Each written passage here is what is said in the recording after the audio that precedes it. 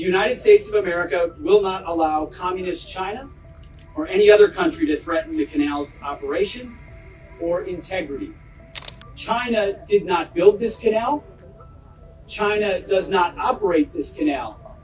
And China will not weaponize this canal. Together, we will take back the Panama Canal from China's influence. We gave it away for $1. But the deal was that, they have to treat us fairly. They don't treat us fairly. They charge more for our ships than they charge for ships of other countries. They charge more for our Navy than they charge for navies of other countries. They laugh at us because they think we're stupid, but we're not stupid anymore. So the Panama Canal is under discussion with them right now. They violated every aspect of the agreement, and they've morally violated. In a big message, U.S. President Donald Trump has called for free passage of American ships through the Panama and Suez Canal.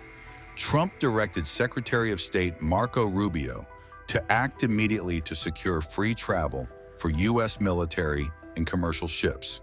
In a post on Truth Social, Trump said the Panama and Suez canals would not exist without U.S. involvement and demanded free access.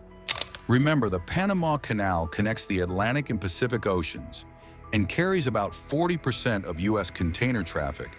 The Suez Canal, on the other hand, links the Mediterranean Sea to the Red Sea and once accounted for 10% of global maritime trade. Before starting his second term, Trump called former President Carter's handover of the canal a huge mistake. He called former President Jimmy Carter's decision to give control of the canal to Panama a big mistake, a very big mistake, that cost us the equivalent of $1 trillion. And Trump has vowed to take it back if necessary. Look, the Panama Canal is vital to our country. It's being operated by China. China. And we gave the Panama Canal to Panama. We didn't give it to China. And they've abused it. They've abused that gift. It should have never been made, by the way. Giving the Panama Canal is why Jimmy Carter lost the election, in my opinion, more so maybe than the hostages. The hostages were a big deal. But if you remember, and nobody wants to talk about the Panama Canal now because, it's inappropriate, I guess, but because it's a bad part of the Carter legacy. But he was a good man. Look, he was a good man. I knew him a little bit, and he was a very fine person, but that was a big mistake. Giving the Panama Canal to Panama was a very big mistake. I was going to use that as a major talking point, but I never got to use it because all of a sudden I had expected again all over the world. The Panama Canal is a disgrace, what took place at the Panama Canal. Jimmy Carter gave it to them for $1, and they were supposed to treat us well. I thought it was a terrible thing to do. Was the fact that they are allowing prisoners to come into our country. We gave it away for $1. But the deal was that, they have to treat us fairly. They don't treat us fairly. They charge more for our ships than they charge for ships of other countries. They charge more for our Navy than they charge for navies of other countries. They laugh at us because they think we're stupid, but we're not stupid anymore. So the Panama Canal is under discussion with them right now. They violated every aspect of the agreement, and they've morally violated it also. Trump has warned he might use economic or military force to take back control of the Panama Canal if needed. Trump and his supporters have continued to criticize fees levied against ships to use the Panama Canal and allege that China controls the waterway, a claim the Panamanian government has denied. Earlier, U.S. Defense Secretary Pete Hegseth said China's presence threatens the security and sovereignty of Panama. In February, Hegseth had announced a deal with Panama to waive fees for U.S. warships, but Panamanian President Jose Raul Mulino denied the claim. It is great to be here at Vasco Núñez de Balboa Naval Base. Our shared roots here run deep. Once known as Rodman Naval Station, this place has long played a vital role in protecting the canal. The security of the Panama Canal remains a key national interest of both the United States and Panama. In 1914, after the first ship sailed through the canal, the U.S. Secretary of War wrote, "The dream of the centuries has become a reality. This dream, once realized, drove prosperity in our hemisphere. And to preserve this dream for centuries to come, we must never lose sight of the canal's security. And today, the Panama Canal faces ongoing threats.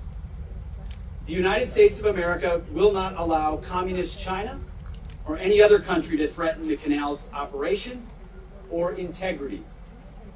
To this end, the United States and Panama have done more in recent weeks to strengthen our defense and security cooperation than we have in decades. That includes our meeting today and announcements to come. As we speak, U.S.-based military units are involved in joint exercises, planning, and other forms of cooperation with our Panamanian partners on both the Atlantic and Pacific sides of the canal. And together, we will take bold first steps to revive our defense and security ties between our countries. Right now, a U.S. Coast Guard cutter will transit the canal coming up this week to conduct counter-narcotic operations in the Eastern Pacific. U.S. Coast Guard cutter Kimball is moored in Panama City to conduct a subject matter expert exchange with personnel from the National Aeronaval Service of Panama, or SANAN. The USS Chosen, where I'll be tomorrow, is a guided missile cruiser. It's also docked in Panama City for a port visit as part of CENTSEC 25, the ongoing conference. And USS Normandy, another guided missile cruiser, is patrolling off Panama's Caribbean coast. While there, they are training an embarked team of officers and NCOs from SANAN, Panamanians, again, our partners. Several aircraft from the U.S. Marine Corps and Navy are visiting Panama to enhance our air and maritime security cooperation. We have stood up the Joint Security Cooperation Group, Panama, here in Panama City to coordinate U.S. military activities with our Panamanian partners. We will also continue to deepen cooperation in the long run. This includes increased training, exercises, and information sharing between U.S. and Panama security forces. And in 2026, Panama will host the multilateral Panamax exercise. This training will focus on ensuring the free flow of commerce through the Panama Canal. And finally, this pier, Pier 3, tangibly represents America and Panama's shared commitment to the canal's security. Thanks to over $5 million in support from the U.S. Army Corps of Engineers, we have refurbished this pier behind us. These needed infrastructure improvements revitalize this historic facility and strengthen maritime security both in the canal and into the Pacific Ocean. Our relationship with Panama, especially our security relationship, will continue to grow in the months and years ahead. Our relationship is growing in part to meet Communist China's rising challenge. China-based companies continue to control critical infrastructure in the canal area. That gives China the potential to conduct surveillance activities across Panama. This makes Panama and the United States less secure, less prosperous, and less sovereign. And as President Donald Trump has pointed out, that situation is not acceptable.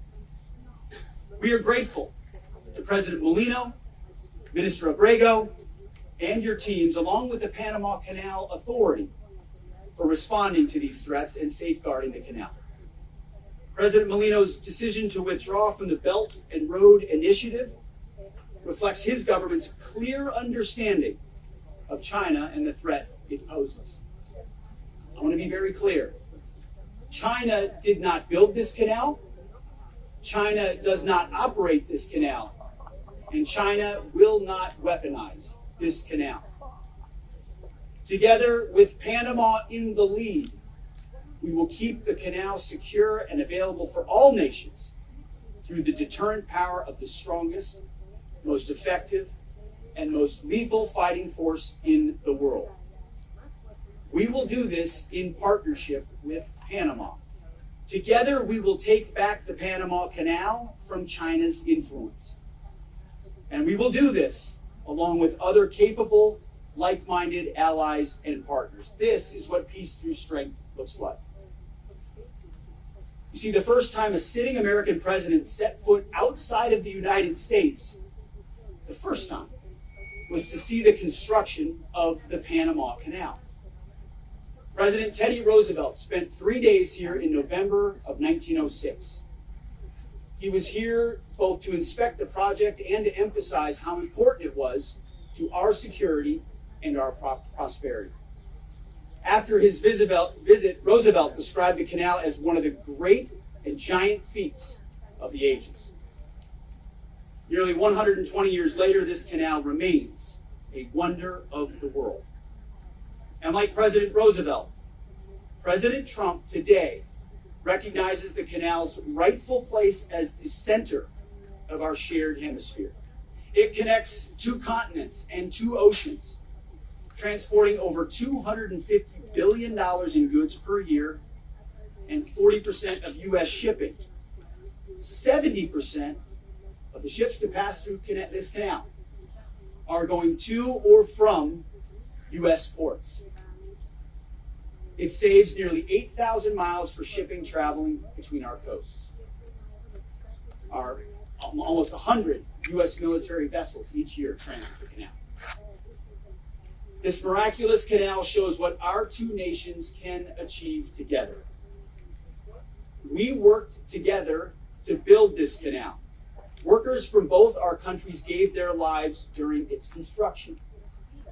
We are proud of our shared history and excited for our shared future. Returning Pier 3 to service today shows how we will continue to work together to secure and preserve that legacy.